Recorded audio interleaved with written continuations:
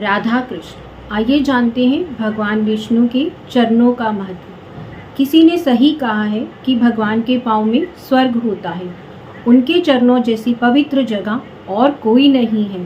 इसीलिए तो लोग भगवान के चरणों का स्पर्श पाकर अपने जीवन को सफल बनाने की होड़ में लगे रहते हैं। लेकिन भगवान के चरणों का इतना महत्व है क्यों? आखिर कभी किसी ने ये जाना कि ऐसी क्या महिमा है? इस मानव शरीर में त्रिभुवन के स्वामी भगवान विष्णु की चरणार बिंदु की धूली लिपटी हो तो इसमें अगरू, चंदन या अन्य कोई सुगंध लगाने की जरूरत नहीं होती। भगवान के भक्तों की कीर्ति रूपी सुगंध तो स्वयं ही सर्वत्र फैल जाती है। संसार के पालनहार परम दयालु भगवान विष्णु सब में व्यापक हैं।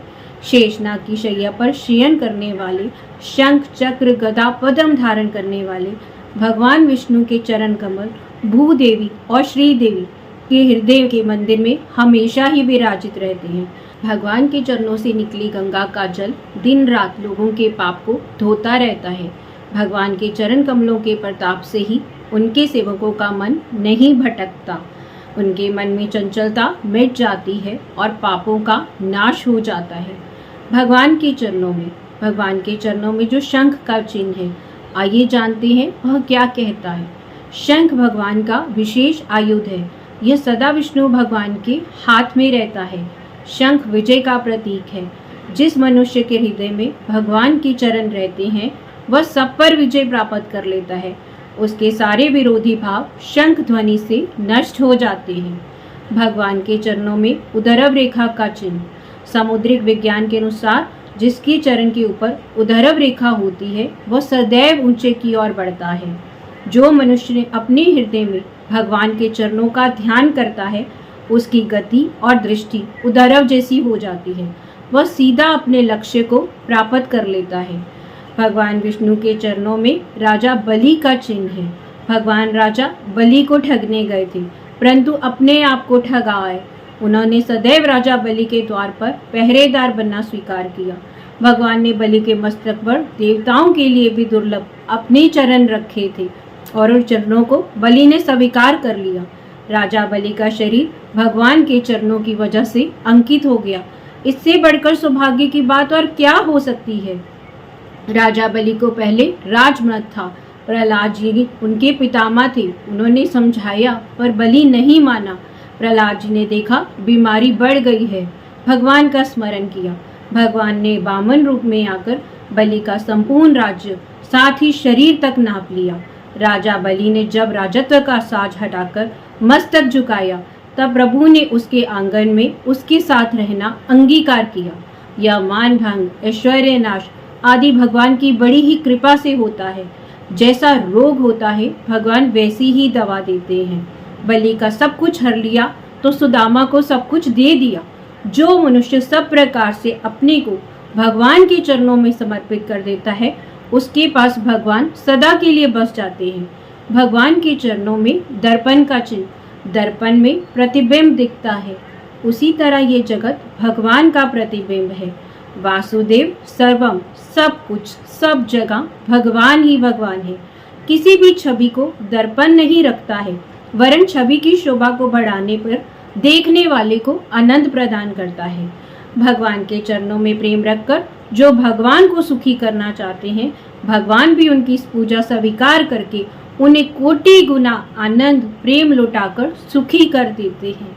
इसके अतिरिक्त दर्पण के सामने जो जैसा होता है दर्पण उसे वैसा ही रूप दिखाता है। भगवान के चरणों में जो जिस भाव से जाएगा भगवान उसे उसी भाव से प्रदान करते हुए प्राप्त करेंगे। गीता में भगवान ने कहा है, जो जिस भाव से मुझे भजता है मैं भी उसे उसी भाव से भजता हूँ। भगवान के चरणों में समेरु पर्वत का चिन्ह। समेरु का अर्थ है जिसका मेरु सुंदर हो। समेरु को सोने का पहाड़ भी कहा गया है। इस समेरु को कुछ लोग गोवर्धन भी कहते हैं, जिस भगवान ने अपनी कनिष्का उंगली पर उठाया था। भगवान ने उसे सदा अपने चरणों में बसा लिया। समेरु के बिना किसी वस्तु की स्थिति नहीं। सूर्य भी समेरु पर उगते हैं, इसीलिए समेरु दिन रात की संधि है। जप माला में भी सुमेरु होता है।